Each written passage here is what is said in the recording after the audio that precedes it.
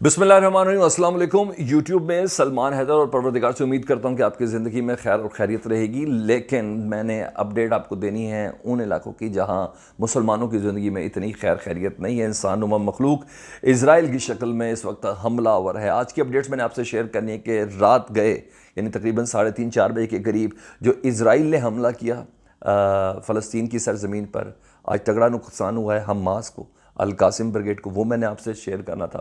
और साथ साथ जो जवाबी हमला किया गया है उसमें कितने इसराइली जहन्नुम वासिल हुए हैं ये मैंने अपडेट आपके साथ शेयर करनी है। साथ साथ मैंने आपको बताना है कि दरअसल इस वक्त का डेथ टोल क्या है, और आपको मैंने इनसाइट बतानी है कि ये सलामती काउंसिल, सिक्योरिटी काउंसिल का जो कल का इजलास था ना, उस इजलास के असल मिनट क्या थे। जो बंद कमरा इजलास था जिसको मीडिया ने रिपोर्ट नहीं किया, उसमें मेजर किस मुल्क ने किरदार अदा किया और क्या उसका मानना था जिसकी बिना पर जॉइंट कोई स्टेटमेंट सामने नहीं आ सकी। चाइना की एक्टिवनेस मैंने आपको बतानी है, और साथ साथ मैंने आपको ये बताना है कि बिल आखिर कांटेक्ट हुआ है पॉप फ्रांसिस के साथ वेटिकन में, और किस इस्लामी रहनुमा ने किया है, ये मैंने सारी डिटेल्स आपको बतानी है। और इन तमाम डिटेल्स में जाने से पहले आपसे रिक्वेस्ट करूँगा काइंडली सच और हक की आवाज़ को बुलंद करने के लिए इस चैनल और जैसे दीगर चैनल्स को सब्सक्राइब कर दें, सुर्ख बटन लाल बटन दबा दें यानी जिसको बेल आइकॉन कहते हैं, ताकि नेक्स्ट टाइम भी आपके पास इस तरह की स्टेटमेंट्स पहुंचती रहें, इस तरह की अपडेट्स आप तक पहुंचती रहें। क्योंकि हमारी ये ड्यूटी ये है कि एग्जिजरेशन नहीं, रेफरेंस सारे हैं, इन सारे रेफरेंस को क्रॉस चेक करें। जो सारी खबरें मैं आपको दे रहा हूँ, स्पुतनिक है न्यूज़, प्रेस टीवी है, एपी है, फ़लस्तीन मीडिया है, अल जज़ीरा है, और जो इज़राइल अपनी कामयाबियों का जिसमें जिक्र करा है वो टाइम्स ऑफ इज़राइल है। ठीक है, ये तमाम रेफरेंस मैंने आपके सामने रख दिए। डिटेल की जानिब बढ़ता हूँ जी।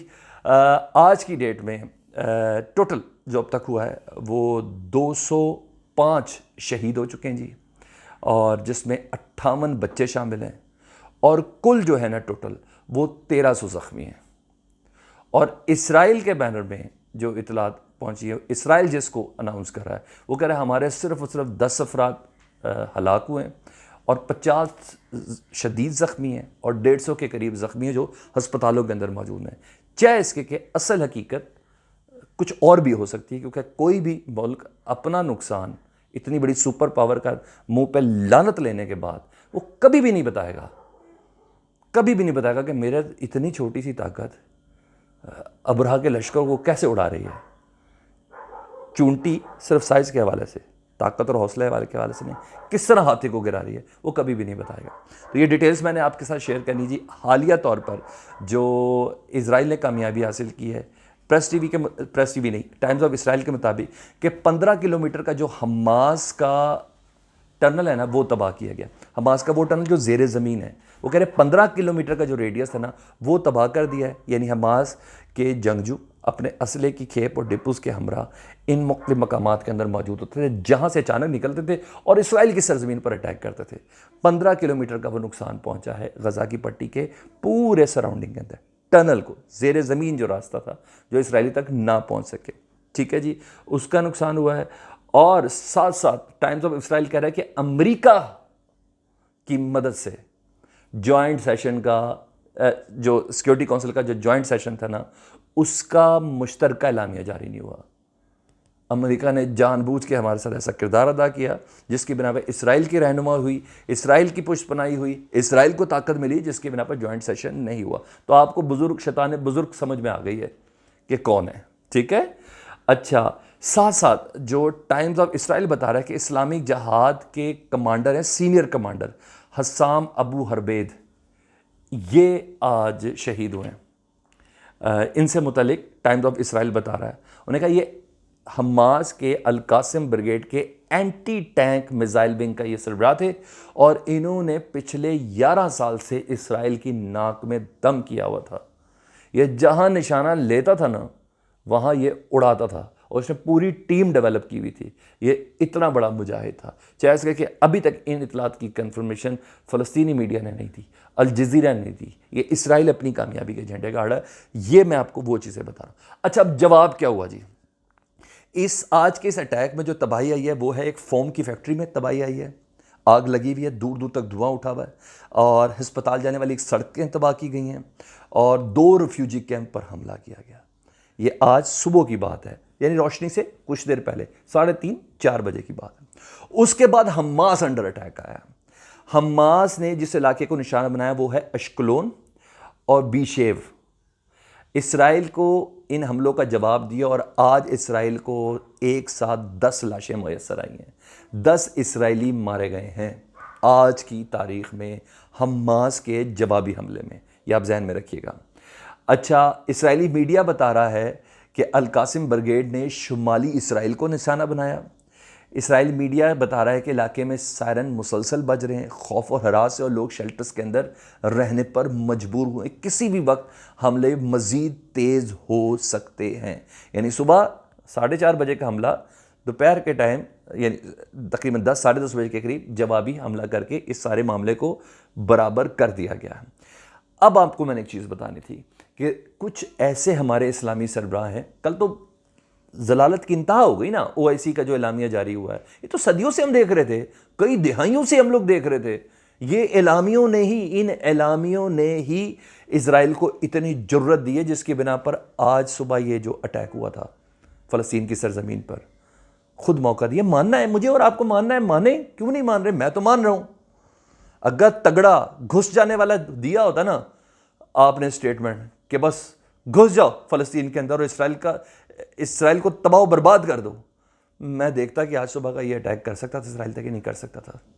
वो तो एक झमखट्टे को, एक शहजादों को, एक दलेरों को, शेरों के एक झुंड को नहीं कंट्रोल कर पा रहा, उम्मा को कंट्रोल कर सकता था। मगर क्या करें, उम्मा से मुराद सरबराह हैं, अवाम नहीं है, ये मैं आपको पहले बता दूं।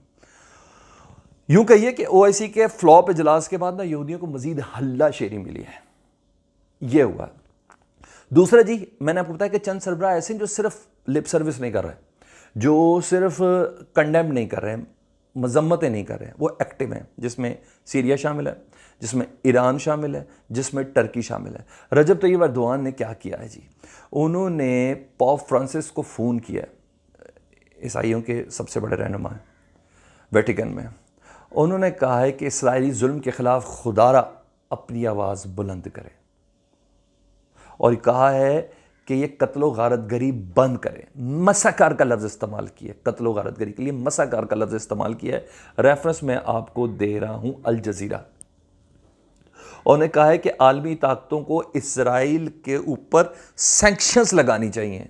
जब तक वो सैंक्शंस नहीं लगेगी ना, इसराइल इसी तरह मासूम फ़लस्तीनियों को मारता रहेगा।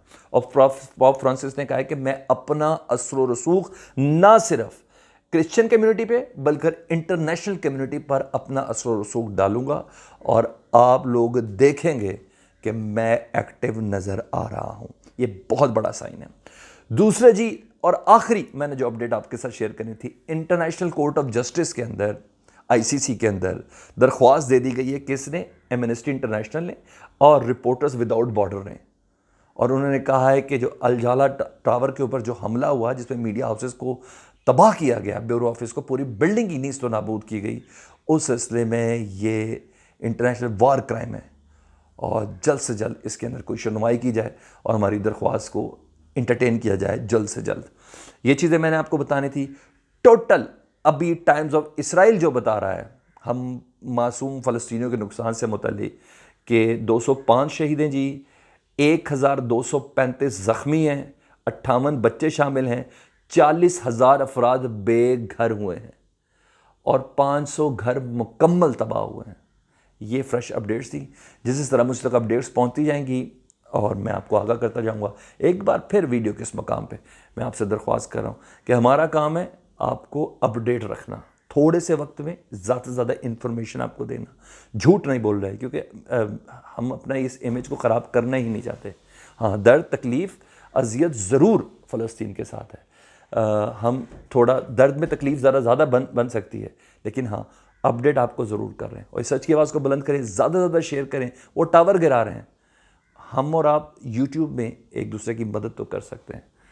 एक बार फिर से रिक्वेस्ट करूंगा, चैनल को सब्सक्राइब कर दें, बेल आइकॉन दबा दें, कमेंट्स में मुझे आगाह करें। तनकीद भी कर रहे हैं तो आपका शुक्रिया, और तारीफ़ भी करें तो आपका बहुत ज़्यादा शुक्रिया। आपकी दुआओं की बदौलत अल्लाह ने हमें ये हिम्मत दी हुई है। अपना ढेरों ख्याल रखिएगा। खुदा हाफिज़।